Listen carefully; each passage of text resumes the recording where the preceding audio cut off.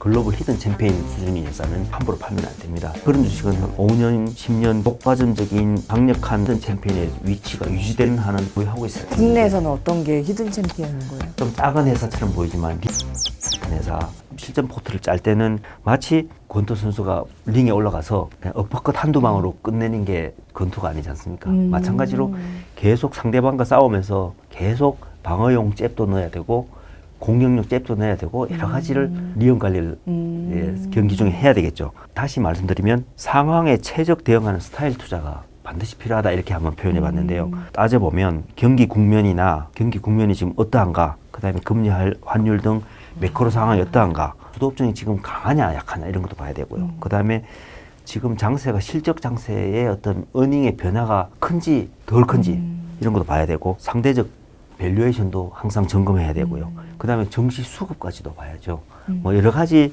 이 모든 거를 보면서 시장 국면에 따라서 포트폴리오 비중을 탄력적으로 계속 점검해야 됩니다. 템플턴 경이 말씀하셨나요? 오늘 아침에 눈을 떴을 때 지금 갖고 있는 포트폴리오가 오늘 현금이 줬더라도 똑같이 살 거냐 반문하라고 그랬거든요. 네, 계속 점검하는 것은 포트폴리오 매니저의 가장 기본인데 그걸 좀 더 말씀드리자면, 지금 장세가 약간 성장주 장세냐, 그 다음에 경기 민감주 장세냐, 아니면 뭐 가치주 장세냐, 이렇게 국면을 따지고 어떻게 전개되는가를 따지는 자체 논쟁은 크게 중요하지는 않은 것 같습니다. 기본적으로 아까 말씀드린 성장주 포트폴리오의 틀을 두고요. 항상 상대 가치의 시장 컨센서스에 따라서 이런 국면들이 계속 서로 검증하면서 순환된다 이렇게 볼 수 있는데, 그렇다 보면 예측하는 것보다 뭐 소위 대응하라는 논리 이렇게 한번 비유해 볼 수 있는데, 사실 주식시장은 이 스타일별 흐름이 점이적으로 계속 진행된다 이렇게 볼 수 있습니다. 그래서 뭐 성장주 흐름이 좀 진행되었다가 그것이 풀리 혹은 뭐 오버밸류도 되면서 실적 모멘텀 강도에 따른 실적 장세로 또 가기도 하고, 그 다음에 가치주가 너무 억울하게 싸면 또 좀 제값으로 좀 올라올 수도 있는 거고요. 이런 거를 계속적으로 살아 움직이면서 반복하는 그걸 저희들이 감안해야 되는데, 말은 쉬운데 액션이 제일 어려운 부분이기도 합니다. 최근 어떤 상황을 한번 비춰서 한번 제가 생각해 봤는데요. 지금 최근에 굉장히 가파르게 주도한 쪽이 지금 살짝 조정을 받고 있죠. 그게 이제 우리나라의 주도주랑 미국의 주도주랑 항상 다르지 않습니다. 예, 글로벌리 똑같이 가는 게 주도주인데, 주도 산업이 미국이 꺾이면 우리한테도 조금 시그널이 참조가 되죠. 인터넷 바이오. 예, 그렇습니다. 그래서 뭐 성장 모멘텀의 기울기, 뭐 예를 들어 뭐 25도, 30도보다 굉장히 좀 가파르게 갔거든요. 가파르게 간 부분이라고 판단되면 아까 말씀드린 부분하고도 좀 관련되는데, 2차적인 어떤 성장 맥락으로 이렇게 막 계속 점이 되고 또 어떤 판단이 되는가, 이거 당연히 살펴야죠. 그래서 좀 일부 교체도 가능. 최근에 LG화학이 물적 분할하면서 사실 좀 큰 이슈가 되고 있고, 뭐 평가는 뭐 오늘 말씀드리지 않기로 하겠습니다만, 아니, 저는 사실 그런 뉴스가 약간 투자자들 사이에 실망감으로 전이가 됐고, 그게 약간 변동성 장세의 트리거가 되지 않았나라는 생각을 하긴 해요. 맞습니다. 분할되는 소위 LG 에너지 솔루션이라는 회사로 있는 가칭인데요. 그 회사가 굉장히 폭발적인 고성장을 할 거라는 기대는 사실 변화가 없습니다. 다만 그 주식을, 그 가치 성장을 기대하고 샀는데 그 회사를 자회사로 둔 약간 지주회사를 보유하는 게 조금 기존 투자가한테 좀 억울한 셈이 된 거죠. 왜냐하면 지주회사는 보유 주식에 대해서 항상 30-40% 디스카운트를 하니까요. 어쨌든 그러면 뭐 좋은 예가 있습니다. LG화학에 일이 생기면 LG화학을 갖고 있던 투자가로서 한탄만 하고 있어야 되겠습니까? 청원했잖아요. 아니요. 그런 의미의 한탄 말고요. 당연히 LG화학을 분사해서 지금 테슬라의 배터리를 더 강력히 캐파를 준비해서 공급하겠다고 하면 LG 에너지 솔루션을 도와서 같이 성장할 기업을 찾아서. 그 밸류 체인의 기업들을 빨리 찾아야죠. 네. 그런 주식이 그 하위 뒤따라 기업들을. 네, 그렇습니다. 그러려면 어떻게 해야 됩니까? 그 주식을 미리 체크를 다 해두고 있어야 되겠죠. 어느 기업들인가요? 뭐 신성 델타테크가 뭐 그렇고, 또 우리 양극재 만드는 회사, 최근에 심지어 에코프로랑 LG화학이 서로 사이가 좀 안 좋았었는데요. 최근에 약간 화해 무드도 있습니다. 그래서 에코프로 BM의 모기업인 에코프로하고도 뭐 최근에 좀 교류가 있다는 얘기 좀 들었습니다. 주가들도 다 반영이 됐겠네요. 주가도 좀 움직이고 있고요. 네. 예. 라든지 어쨌든 LG 배터리에 관계된 밸류 체인들을 사실은 미리 다 체크해놓고 있어야 되고요. SKC랑 대주전자 재료 이런 데들은 어떤 연관성이 관련이 있어요? 되죠.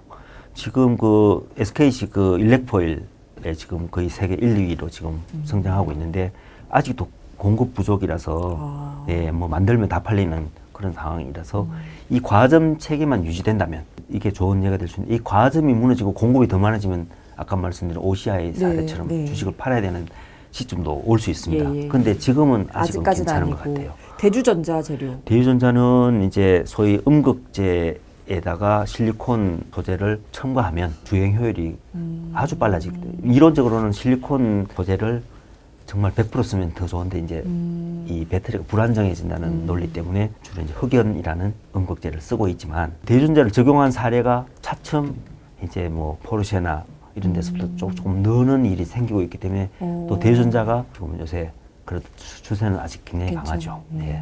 뭐 좋은 사례가 될 수 있습니다. 네. 그런 주식을 찾아야 되는 그런 청원만 할 일이 아니라 그 하위단에 있는 종목들을 빨리 공부해서 들어가야 된다는 말씀이시네요. 네, 좀 더 빠르면 미리 공부하고 있어야 됩니다. 미리 공부하고 있어야 되고. 네. 그리고 어떤 주식은요 성장 흐름이 굉장히 길고 시장 지위가 굉장히 강하게 계속 유지된다면 즉 독과점적이고 하이마진이 유지되는 소위 그 분야에 가서는 글로벌 히든 챔피언 수준의 회사는 또 함부로 팔면 안 됩니다.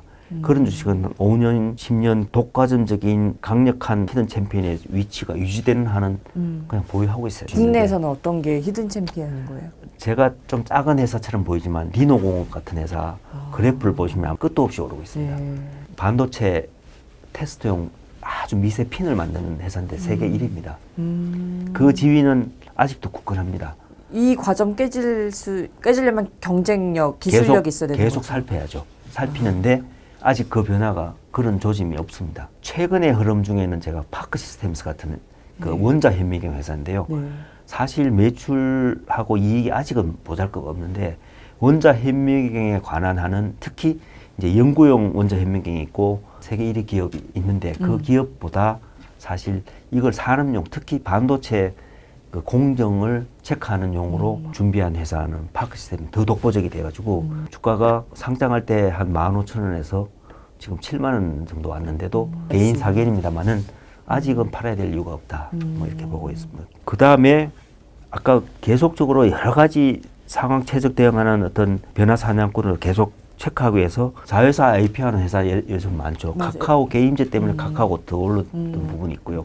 그 다음에 넷마블이 빅히트 상장 때문에 올랐듯이 이런 건 기본적으로 체크해야 될 약간 네네. 중요한 어떤 이벤트 드리븐 준비도 되기도 하고요. 기업 인수 합병이나 기업 분할이나 뭐 이런 모든 상황 다 점검해서 포트폴리오에 다 대비시켜야 된다. 이런 말씀을 좀 드리고 싶고요. 큰 세 번째 카테고리는 운용 철학. 기자님 어떻습니까?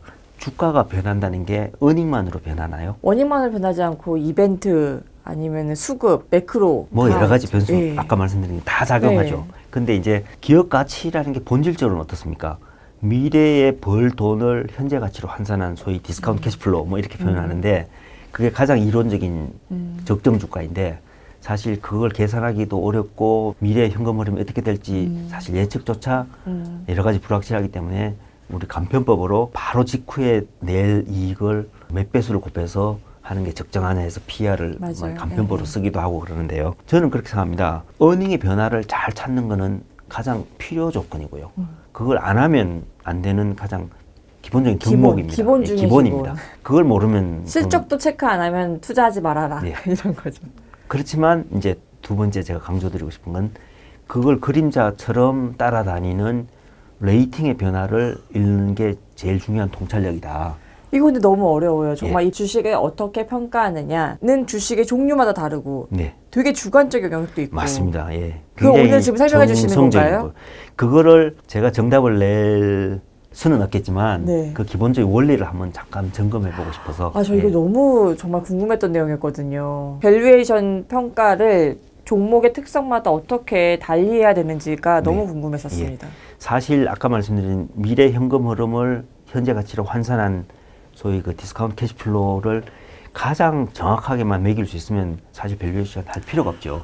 그런데 그게 현실적으로 삼성전자가 3년 후에 영업이익을 50조 낼지 70조 낼지 뭐 20조밖에 못 낼지 3년 후만 해도 알기가 어려운 맞아요. 부분이 예를 들어 있지 않습니까? 그러면 디스카운트 캐시플로우는 어닝의 어떤 구조가 아주 단순하면서 예측이 잘 되는 회사만 사실 현실적으로 가능하고 비자 같은 회사. 네, 그렇습니다. 정말 수익 투자의 기회가 있느냐 종목을 찾는데 통찰력의 내공은 바로 이 레이팅의 변화를 잘 매기는 데 있다 하는 그런 말씀 좀 드리고 김영건 싶고요. 부사장님의 통찰력을 제가 싹싹 제가 그렇다는 말씀은 아니고 이게 중요하다고 말씀드리고 싶습니다. 그래서 그걸 잠깐 간단히 한번 점검해 보면 사실 먼저 이 말씀을 드리고 싶어요. 특히 우리나라가 그러한데 아까 잠깐 말씀드렸던 프로덕트 라이프 사이클 내지는 인더스트리 라이프 사이클이 굉장히 정형화된 산업 구조를 가진 우리나라다 이렇게 보고 싶거든요. 쉽네요, 그러면. 예, 그러면 당장 이제 뭐를 말씀드리고 싶으냐면 예를 들어 포스코가 경기 민감주일까요, 가치주일까요, 성장주일까요,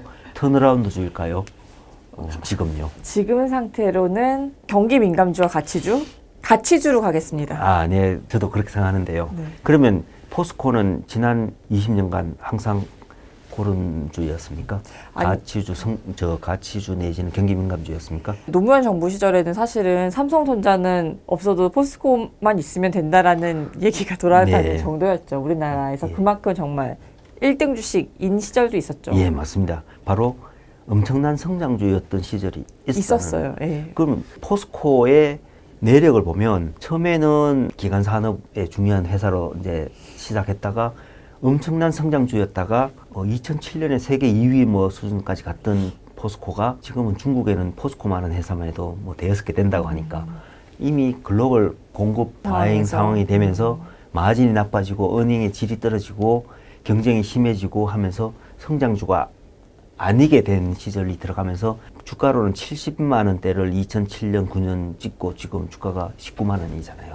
그러면 제가 드리고 싶은 말씀은 포스코가 프로덕트 라이프 사이클상 내지는 지금 어디에 위치한 주식이냐를 먼저 좀 생각할 필요가 있죠. 그거 생각하는 거는 그리 어렵지 않다고 봅니다. 그렇게 따지면 쇠퇴기 같아요. 이미 정점을 찍고 내려오는 쇠퇴기 아닌가요? 쇠퇴기라고까지 말씀드리긴 좀 그렇지만 최소한 경기 민감주 수준으로 떨어졌다. 돼 있습니다. 그게 아까 주식을 포스코를 만약 성장주로 샀다면 포스코를 팔아야 되는 이유가 생긴 거죠. 그렇네요. 네. 네. 어떤 기업 마진 구조나 경쟁 심화나 이런 게 다 나빠졌기 때문에 주가가 떨어진 거고요. 그렇다면 잠깐 그 어떤 이 스타일을 잠깐만 한번 점검해 네. 보겠습니다. 경기 민감 모멘텀 주식은 강한 경기 국면의 선행성을 좀 찾아내 보자. 그다음에 유가나 환율, 금리 이런 데도 좀 민감하고 경기 민감한 한마디로 업종에서 경기가 좋아질 것 같을 때 사면 좋은 주식 이런 그렇습니다. 거죠. 네. 경기가 지금처럼 아직은 좋아지지 않는 때는 뭐 주가도 네. 힘을 못 받는. 네, 뭐 한마디로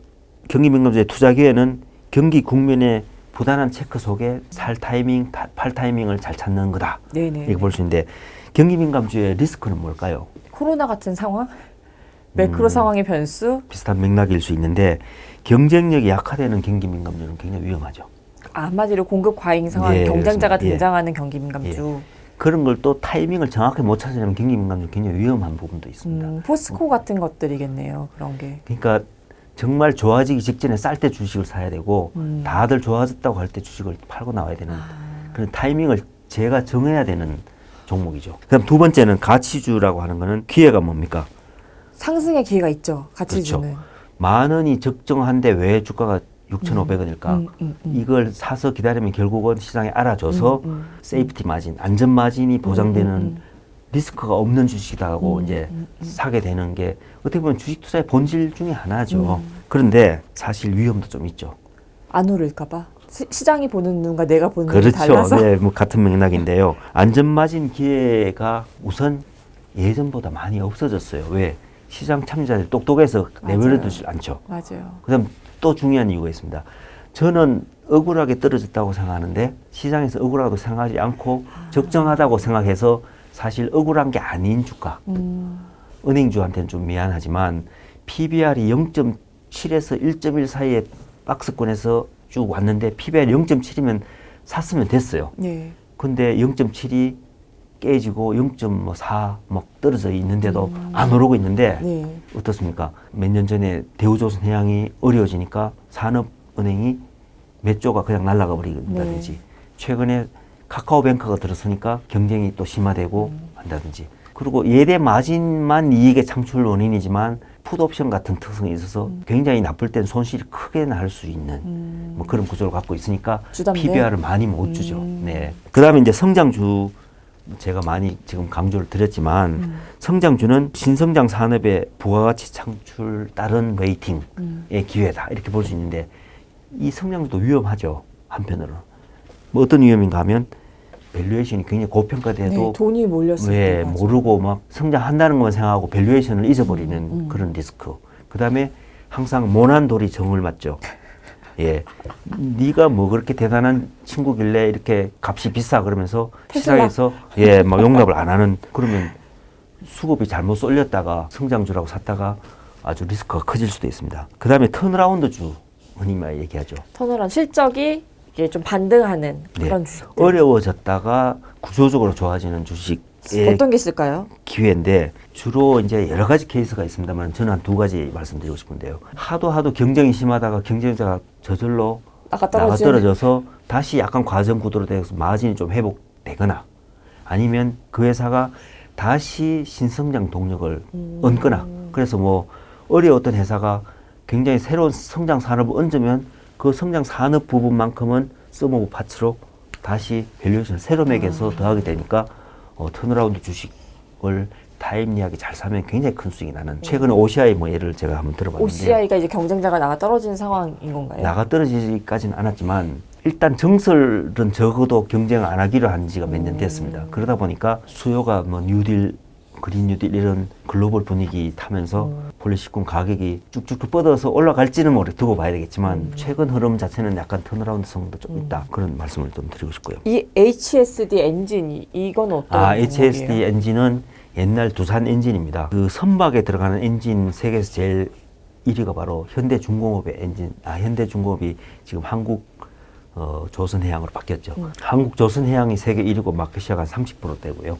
2위가 HSD 엔진이고 조선회사 중에 이제 삼성중공업 위주로 좀 공급을 했고 대우조선해양 위주로 공급했는데 대우조선해양이 한국조선해양 즉 현대중공업에 흡수합병 되면서 이제 휘청거렸습니다. 주요 고객을 뺏긴다고 봤던 거죠. 그리고 이제 중국의 조선사에도 공급을 하고 세계 2위 정도 마켓시어 한 20% 유지하고 있는데 여기서 말씀드리고 싶은 턴어라운드는 뭔가 하면 바로 청정에너지 우리 그 LNG를 사용하는 엔진이나 아니면 소위 듀얼 퓨얼 엔진이라고 그러죠. 그런 쪽으로 산업 구조가 왜 그런가 하면 환경 오염 물질을 굉장히 많이 배출하는 과거 그 선박에 대한 규제가 이제 본격화 되기 때문에 그렇습니다. 네, 여기는 그 듀얼 퓨얼의 기술을 갖고 있습니다. 건가요? 갖고는 있었는데 시장이 안 생기다가 새로운 시장이 생기면서 뭐 턴어라운드 조짐이 있는데 뭐 조금은 더 살펴봐야 됩니다만은 한 가지 더 있다면 퀄리티주. 네, 퀄리티주는 성숙 산업에는 들어갔지만 독과점적인 강한 지위가 유지되고 있는 기업이라고 볼 수 있습니다. 그런 기업은 뭐로 보면 되느냐 마진 구조가 악화되지 않고 경쟁 이 심화되지 않은 상태로 가면 그 산업이 사실 뻔해도 돈 버는 퀄리티가 좋아서 소위 퀄리티주 이렇게 하는데요.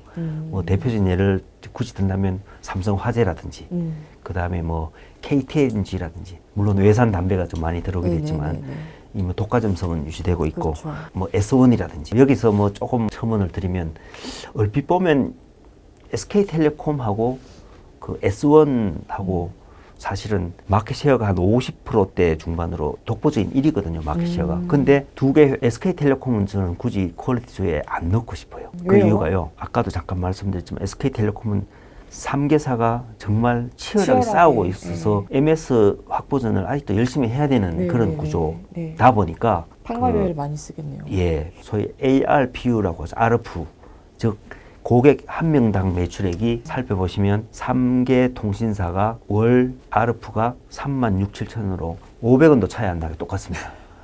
즉 다른 말로 하면 더 차별적인 서비스를 해줘서 요금을 더 받을 권한이 없죠. 괜히 비싸게 받으면 고객이 나가 떨어지는 거죠. 그런 구조고요. S1의 2등 경쟁자가 바로 캡스죠. 캡스의 ARPU는 아직도 제가 알기로 9만 원대인데 S1의 ARPU는 11만 원대 정도로 알고 있습니다. 차이가 납니다. 근데 그 ARPU가 퀄리티 주면 아직 차별적인 이익을 내고 있다고 말씀드렸으니까 그 RF 같은 걸 보시면 경쟁자랑 다르다면 퀄리티에 좀 유지돼도 되는 거죠. 차별적으로 돈을 더 받아도 고객들이 기꺼이 내고 있거든요. 더 신뢰가 있으니까. 네.